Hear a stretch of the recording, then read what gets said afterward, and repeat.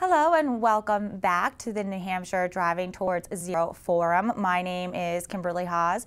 Today is our fourth segment. We're going to be discussing some crash materials, some data, and also some of the different things that we're doing to maintain our highways and make them a little bit safer for all of us. I'll have each of my guests introduce themselves to the audience at home. We'll have you start first, Glenn. Great. I'm Glenn Davison with the Hampshire Department of Transportation. I work in the Bureau of Planning and Community Assistance, and I work with planning data and information systems. I'm Jim Marshall. I'm Chief of Final Design. I'm responsible for designing highway projects throughout the state of New Hampshire addressing safety issues. Hi, I'm Susan Soucie. I work for the New Hampshire Department of Transportation, the Assistant District Engineer in the Lakes region. I'm responsible for assisting in the maintenance of the highway system. Well, thank you so much, and thank you so much all for joining us. It's a really important part of this whole overall project. Maybe you could start by telling us a little bit about the crash data that you've collected. One of the critical data sets that we collect is crash location data. And this is key data for us because it really involves the location where the incident happened, as well as key information that helps us identify countermeasures, as well as measuring the performance of our safety issue after we put it in place. Now, where are you finding that most of the crashes take place? Are there certain areas where people are more likely to have an accident than others?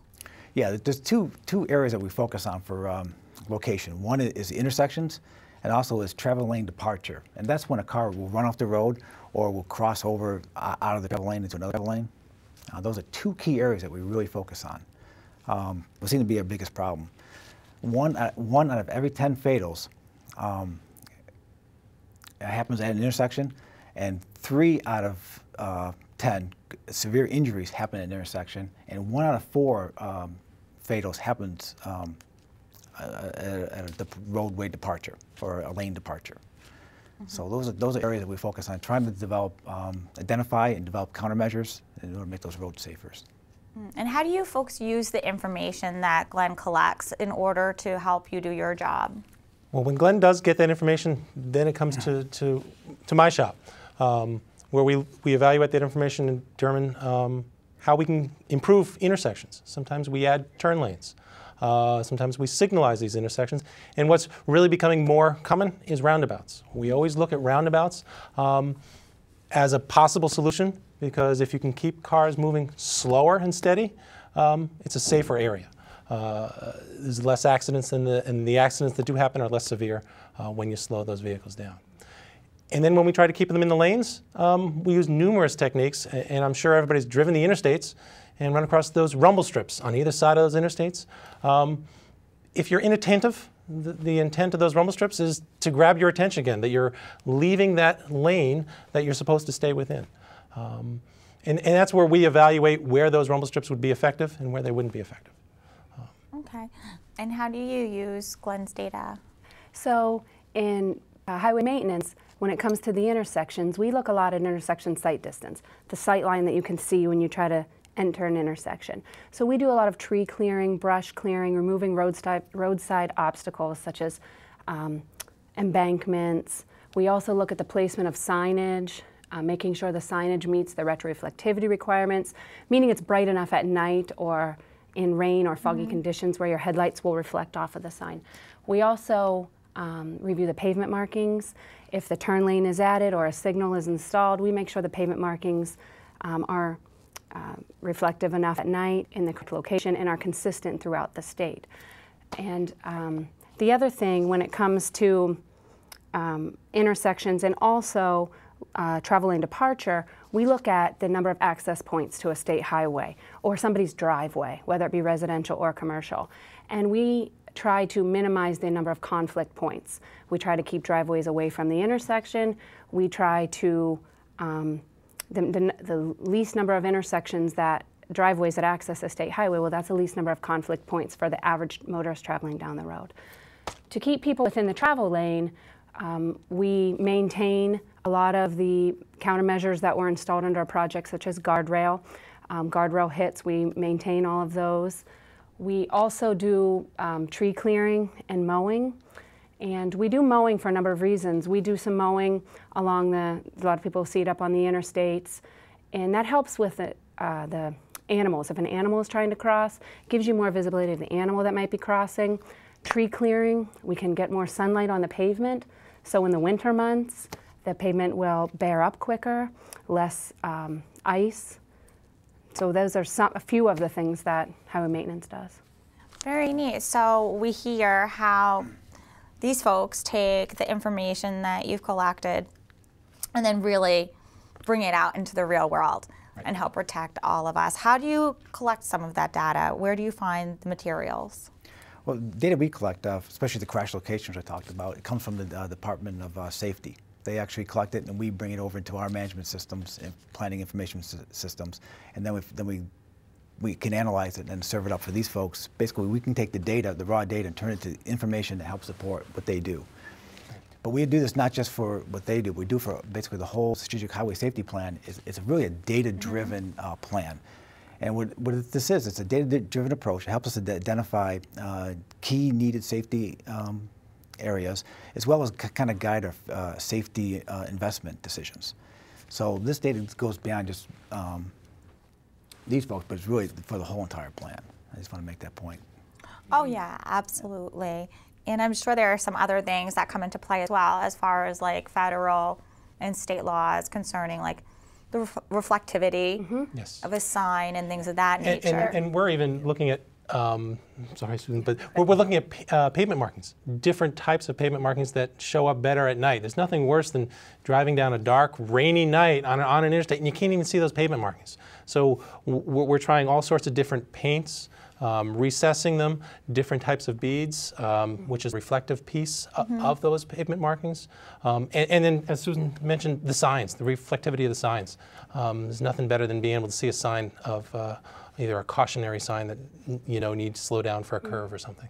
The other thing that's important is the pavement markings and signing. That's a standard, and that's a standard in New Hampshire, and it's also a standard that other states follow.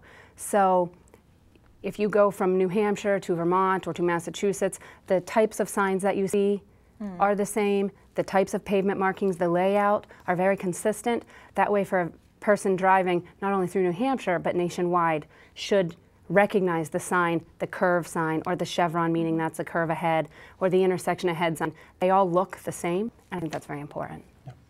Oh yes, because you want somebody to be able to travel from one state to another state freely without having to worry about it. But there are some differences. And I noticed you talked a little bit about roundabouts and how they're safer than intersections. Yes. How is somebody supposed to appropriately go about a roundabout? Because I know that this is a question I frequently ask myself and others, even in our own roundabout in Derry. It is interesting. When you approach a four-way intersection, you have to look left, right, and straight ahead to make sure you can proceed with caution. Roundabout, you're always looking to the left. You always continue to look to the left for those conflict points, and then you look to the right to exit the roundabout. It's always a yield condition. You're never really supposed to stop, but you, as someone just mentioned earlier as we were talking out in the hall, it's kind of like a ski lift. You wait for your turn and you slide into that open space at a much slower speed. And if there is an accident, it's a slower speed accident versus a head-on accident or a T-bone. Okay.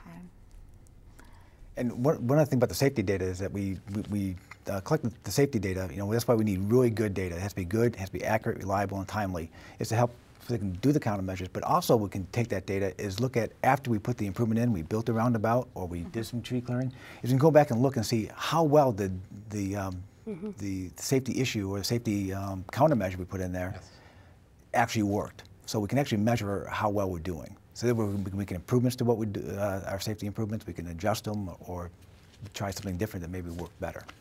Now, do you address different needs for different areas, like an urban population as opposed to a more rural population? Because I'm sure the needs of a town in northern New Hampshire are far different than the needs of a city the size of Manchester. Let me jump in for a second on that. Go ahead. Susan. But it really depends on the crash, and that's where the data comes in again, because by analyzing how the crash happened and what caused the crash, we can best use that information to say what's the best treatment for that situation, especially if we see a pattern of similar accidents. And that's where Susan would take it and run with it. Mm-hmm. And that's a lot what we do. If we in highway maintenance, we have the foremen who are very familiar with their areas, and if they see a lot of crashes at certain locations, we can easily go to Glenn's group and gather that information, and we can see, oh, you know what, this is a sight distance, could be a sight distance issue in the wintertime. These crashes happening at winter when we have a lot of snow, we have high snowbanks. You know, we need to get in there after the snowstorm when possible, take a loader and push back the snowbanks to open up the sight distance again, and also for when the next snowstorm comes that we have more snow storage.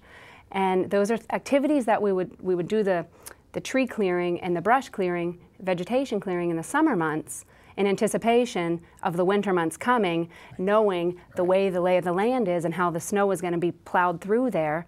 So it's very helpful when we look at the time of the crash, the weather of the crash, were there snowbanks present, was it foliage was out, and we need to look, and you look at some tree branches in the winter, well, there's no leaves, and then in the summer you have a sight distance issue.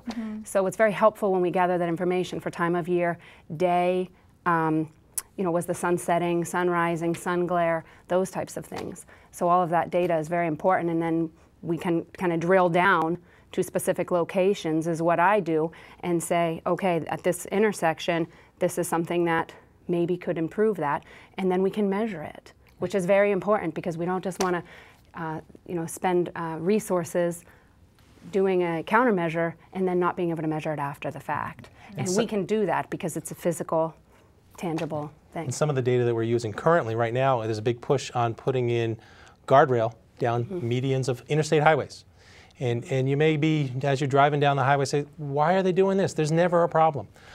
However, the percentages of that problem, if a car were to cross over into the other lane, it's usually catastrophic. And in the winter, you can see those snow tracks that may lead to that other barrel or that other lane. And if we can prevent them from crossing over and contain them within the roadway, they have a much better chance of surviving. Yeah, lane departure is very, very scary. It is. Very, very scary. It is. And really something that leads to a lot of fatals. Yes. And if we can because keep you them, have a head-on collision. right. And if we can keep them within the lane and within the roadway surface, it's better than even going off into the woods. You hit a tree, and that's really what the purpose of those guardrails are for, is to keep traffic within the roadway surface. You can maintain control of your vehicle much better. Yeah, and not that hitting a tree is ever fun. No. But at least it doesn't have the physics coming at you in the other direction. Correct. Right. Correct. That's a good point. Right. In New Hampshire, over the last 5 years, the fatals and severe injuries has cost the state $8.64 billion. Wow. That's what these crashes cost. So every time we can put something in place to reduce the severe injuries and the fatals, it's just a win situation. Oh yeah, it's the lives, it's the lives of the people that are affected, that are left behind, and there is that economic part of it too that's affecting the rest of us as a larger community, even if we never meet the people that are involved in these crashes. Right. Agreed. I just want to point out again, our goal is zero highway fatalities, and what we like to do is reduce our fatals and severe injuries by 50% by the year 2030. That's what our goal is. And right now it stands that this year there's been 100 fatal crashes, Just correct? hit the 100 number yesterday. Yeah, it's so sad to think of all of those people who have lost their lives on our highways. I know all of you are working so diligently hard to prevent that from happening. What are some of the other things that you can do to help or that will aid in the effort? Well, I think for me, it's not only my professional life, but also my personal life. And I think that everyone that I work with is aware of that. And we need to keep up our professional responsibilities, and we also need to carry this into our personal life, into our own families and friends, and discussing the Driving Towards Zero initiative, and discussing the goal, and discussing it with the people who are just getting their driver's license, or even my daughter when I'm driving and she's way too young to have a license, explaining the keeping your hands on the wheels and the cell phone usage and wearing your seatbelt, and bringing that to a personal level. I know that the people that I work with, they love their job because they have a goal in mind, and as we know, the one fatal is too many, and we need to continue working towards that. and it is about personal responsibility, and we Yes. certainly thank all of you for your hard work on this project. It really is an important one, and something you must feel very proud of. It is. When you talk about, and I do too. And we hope that all of you at home get the chance to go to the New Hampshire Driving Towards Zero website and take the pledge to be a better driver yourself. That's nhdtz.com. Once again, my name is Kimberley Haas. Have a great day.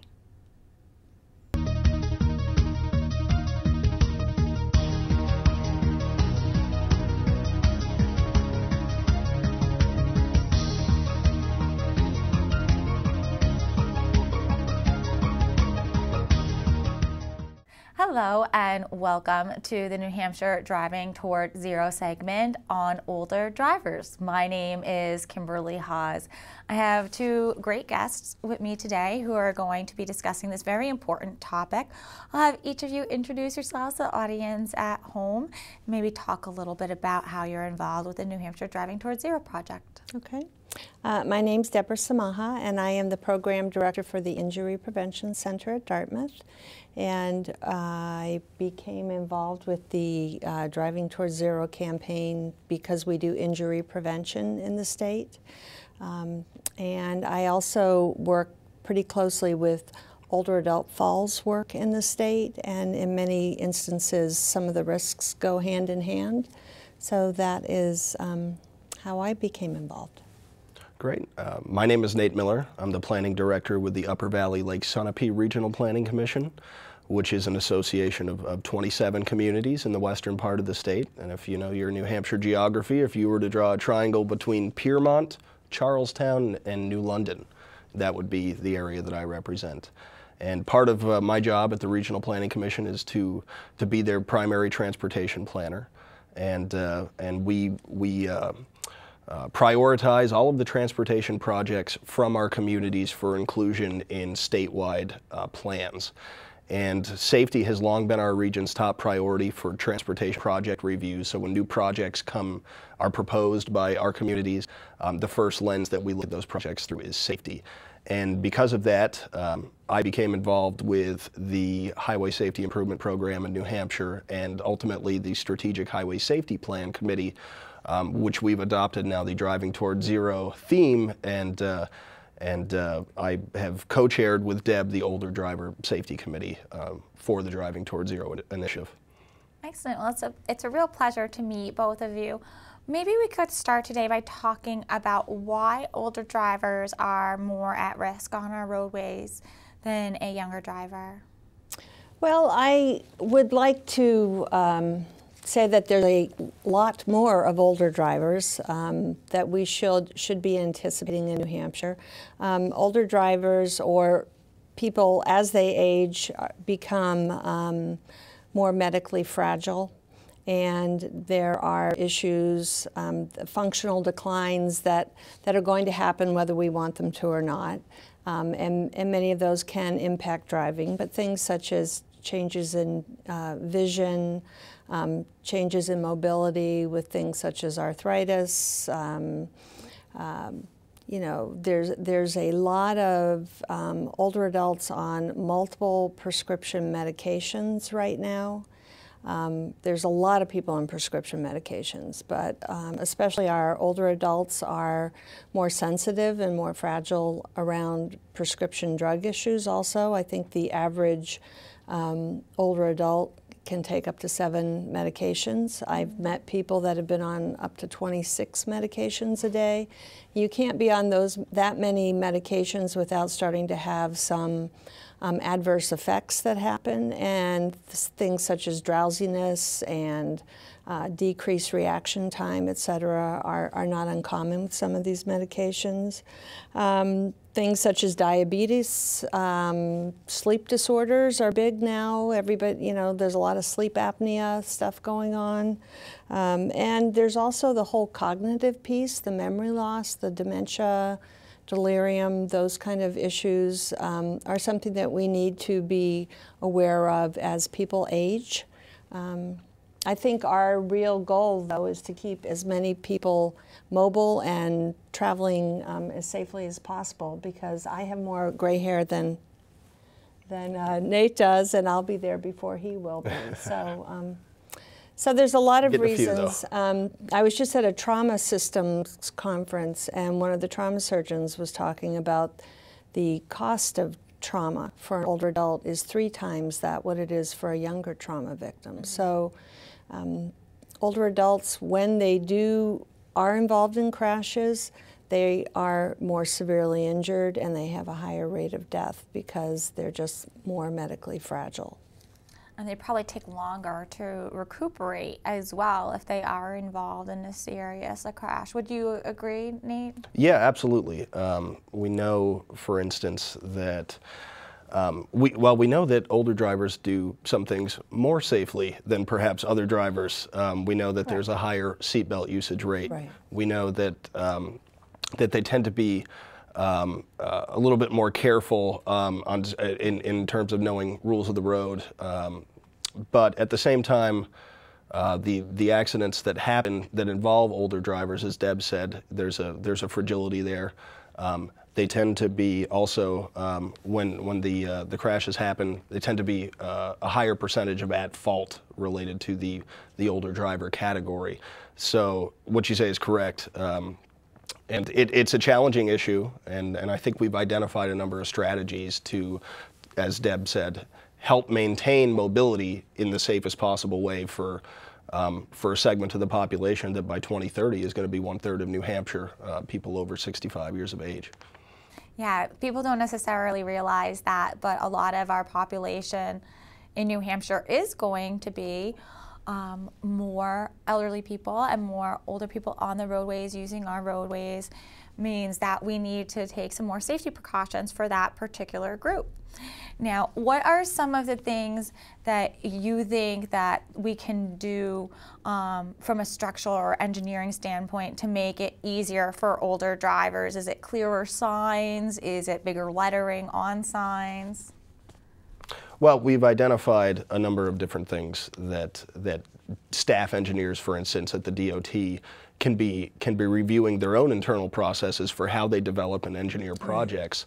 Things like clear view fonts, different types of pavement markings. Lots of research has been done nationally by the Federal Highway Administration, by NHTSA, by AARP, for instance, that have studied how older drivers, with all of the various challenges that Deb mentioned before, are able to interpret and react to certain types of signage, certain types of fonts.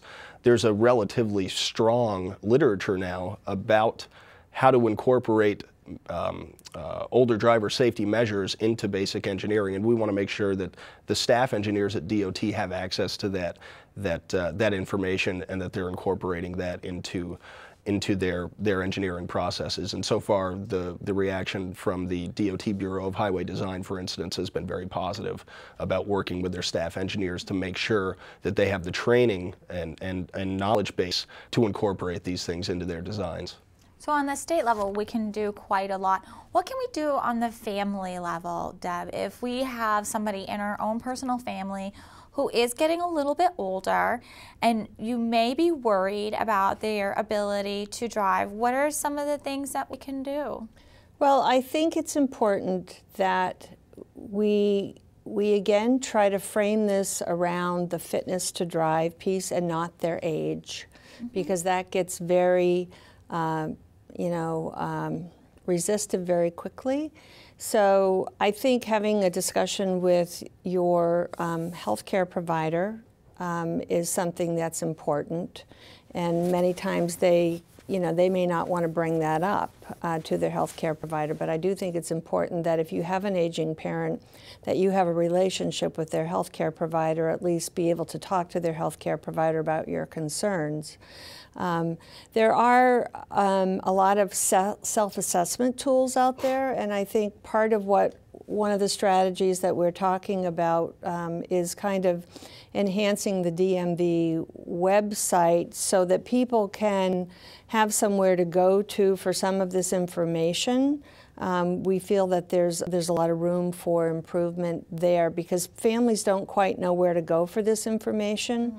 And when it comes time for them to be relicensed, you know, that whole licensing piece comes up. So it would make sense that there should be more information about what resources are for families and what people themselves can do. AAA has a wonderful self-assessment tool that you can do privately, online. Nobody needs to know the results.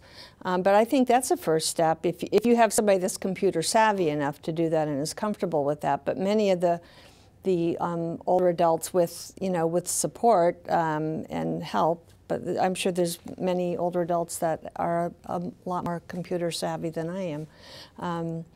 But doing that self-assessment piece, talking with your healthcare provider, having medications, you know, reviewed. We're very, in the other work I do, you know, less is more. And just because you've been on something for, you know, 20 years, you may need to be at a different dose. So you should always be asking your healthcare providers, there's something that we can, you know, can we look at this? Do we still need to be on everything we're on? Can we go on lower doses? So those are kind of some of the medical pieces. I think there's a lot of work to be done with offering support to physicians and healthcare providers too, because the way our system is set up in New Hampshire right now, we don't offer a lot of protection to physicians if they report somebody. We have a right to know law. So there's always this thing hanging over that if you did, you know, call up DMV and say that you're, you know, because at this point now you can call up DMV and say, I'm concerned about Joe Schmo. And they will look into it, but then you have to be willing to reveal your name and contact information. So that sets up this kind of, you know, animosity about, you know, actually being truthful about what's going on in families. There's a lot of, you know, there's a lot of good information out there about, you know, giving up the keys, you know, transitioning. I was looking at some of the programs around us, like Massachusetts has Gearing for Change, or that may not be the exact wording of their campaign, but there's ways that we could do a better job in New Hampshire about putting that out front for people. So it's a prevention. It's a primary prevention, public health focused look at this, where we're thinking about what can we do before we get into trouble. You know, before that day comes when, you know, we get the call that our loved one has been in a crash and, you know, probably won't do real well if they get to that point. So what can we do to be kind of managing and having those conversations ahead of time with those that we care about and those people that have cared for us our entire lives, you know. It gets very emotional. People do listen to their healthcare providers. Many do if they have a relationship with them. So again, engaging the healthcare provider in that discussion is important, I think. And you're so right. There comes a time where you do have to have that conversation, and it can be really, really hard to have that conversation with a loved one. And you're only having it with them because you care about them. Right. But just as we plan for our own retirement from work, we should plan to retire from driving at a certain point. And a lot of really great organizations out there. I know in Derry we've got the community caregivers. We've got different groups that go around and bring seniors places they need to go. So there are resources out there. It's not mandatory to have to drive. Right. But we also, there needs to be a recognition that a large part of our state is rural. And I represent a region that's rural, for instance. And New Hampshire, it's sort of a microcosm for New Hampshire. We have urban areas that have access to relatively good services, transportation-wise, for senior citizens. But the farther you get away from those urban areas and the more you get into rural areas, we start to lose those services. We have a lot of underserved and unserved rural areas of the state in particular. And so in order to retire from driving, as you say, we need to make sure as a state that we're providing options for people, options for those folks to be able to get to places like medical appointments, like shopping, basic services that they need to get to day just to live their life, independently. So part of what we've identified in our strategies in the Strategic Highway Safety Plan is to continue to expand the geographic scope of public transportation in the state, and public transportation in the form of fixed route bus transportation that you would normally think of as public transportation, but also the senior center type of transportation, the elderly and disabled, handicapped level services that many rely on in the rural areas as their only way, their only alternative to a vehicle. We understand that one of the challenges there is that a lot of people in rural areas have never taken public transportation before. It's a little bit intimidating. There's a timetable, there's a schedule. Have I missed my bus? There are these sorts of concerns. And there are now programs in New Hampshire, they exist in my part of the state, I know they exist in this part of the state, that are called travel training and mobility programs. And that's actually where a coach of sorts will help you learn how to read a public transportation timetable, to know when the next bus is coming, to give you the confidence that you haven't missed that bus and that you're not stranded at the doctor's office with no way of getting back home.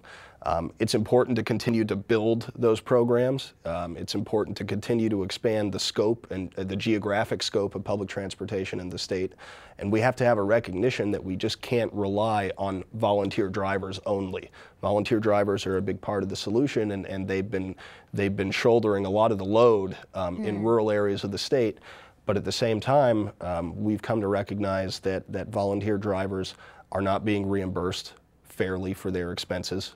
It costs them more in gas and wear and tear on their vehicles to take somebody from a rural area to a dialysis appointment at a medical center 30 miles away. And it's a financial challenge for the volunteer drivers. And it's also a situation where we don't have a large pool of volunteer drivers waiting in the wings to step up and throw their names in the hat to volunteer. It's been a challenge to recruit new volunteers, but we need to recognize that public transportation, providing alternatives to seniors as they retire from driving, is going to be a crucial step in providing those alternatives to people, particularly in rural areas of the state. I think you have some great points, Nate, and it is something that we do need to consider as we move forward. I'm from a very rural area in Maine, so I know what it's like to not have any buses go through except for the school bus. And I'm sure that a lot of the people who will be watching this program online or through a PEG access station will be facing the same challenges. And you're right, we do need to make sure there are some better things in place, and we need to make sure we utilize the services that we do have when they come about. I feel like sometimes we have an opportunity to start something and then not enough people use it. Right. So a little bit of promotion on that end may be helpful. Is there anything else you would like to add, Deb, before we wrap up today? Well, I think, we realize we have a lot of work ahead of us with the older driver piece here. We have a lot of policy issues to think about.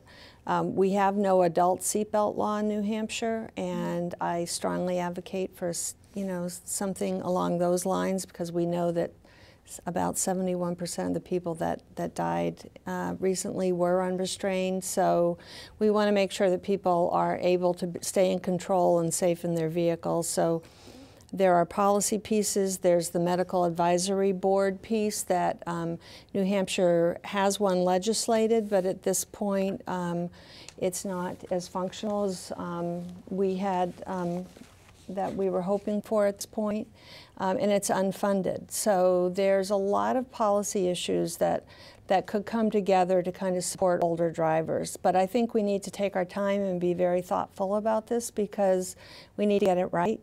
And just as 0 is the only number that's acceptable here, we don't want to devise a system that doesn't really support older adults, because again, the baby boomers are here. I'm one of them. We are, we're all kind of tapping into the early 60, mid 60 range here, and we're pretty healthy, and people want to, you know, that group has moved around a lot more than any generation, and they're not ready to stop driving. So, you know, when there's community, you know, planning going on, that this issue needs to be at the table right off the bat, you know, about people that can't drive. You know, we have to always be thinking about what are we doing to support the older driver. And I guess we just really want to make sure this isn't a chronological age thing. In New Hampshire about 2 years ago, they basically kind of threw out at 75 you had to have the driver's test. But something needs to replace that, because right now we need a little tighter system around, you know, fitness to drive, and so we're hoping that over time that we can really kind of explore that and bring that back so that we can support older drivers. Nate, do you have any final points? Well, I'd just say that, you know, of all the points that we've talked about today, the building blocks are there. You know, we've got the potential for great partnerships with agencies like AARP and AAA to promote their self-assessment programs, to promote programs like the 55 Alive driver safety courses that are offered through AARP. We've got a medical advisory board framework in place. We have public transportation that's well utilized in the state. We've got these starting points, and it's a matter of the partnerships that have been formed through the Driving Towards Zero campaign to be able to build on those, to be able to make sure that the various state agencies, regional planning commissions, partner groups like the Dartmouth Injury Prevention Center, for instance, and others around the state, that we're collaborating as best as we can, that we're taking these building blocks, these great building blocks that we have, and using that as a starting point to get to where we need to go, and implement all the strategies that we've identified in the Strategic Highway Safety Plan for New Hampshire. Yes, well, thank you so much, and I really appreciate both of you coming on to talk about this very important issue today. Of course, nobody's suggesting whatsoever that we should take away anybody's freedoms. Rather, we want people to be free to drive healthfully and meaningfully as long as they possibly can. And thank you, everybody at home as well, for watching our program today. Make sure to check out the New Hampshire Driving Towards Zero website. It's nhdtz.com. Take the pledge yourself to be a more responsible driver, and make sure that if you do have an elder driver in your family, that you reach out to them, you talk with them openly and honestly about how they feel about their driving and their driving habits. I bet you'll be pleasantly surprised to find out that they're doing just fine, but if they're not, please suggest to them that they reach out to some of the other great groups that are available out there. Once again, my name is Kimberley Haas. Have a great day.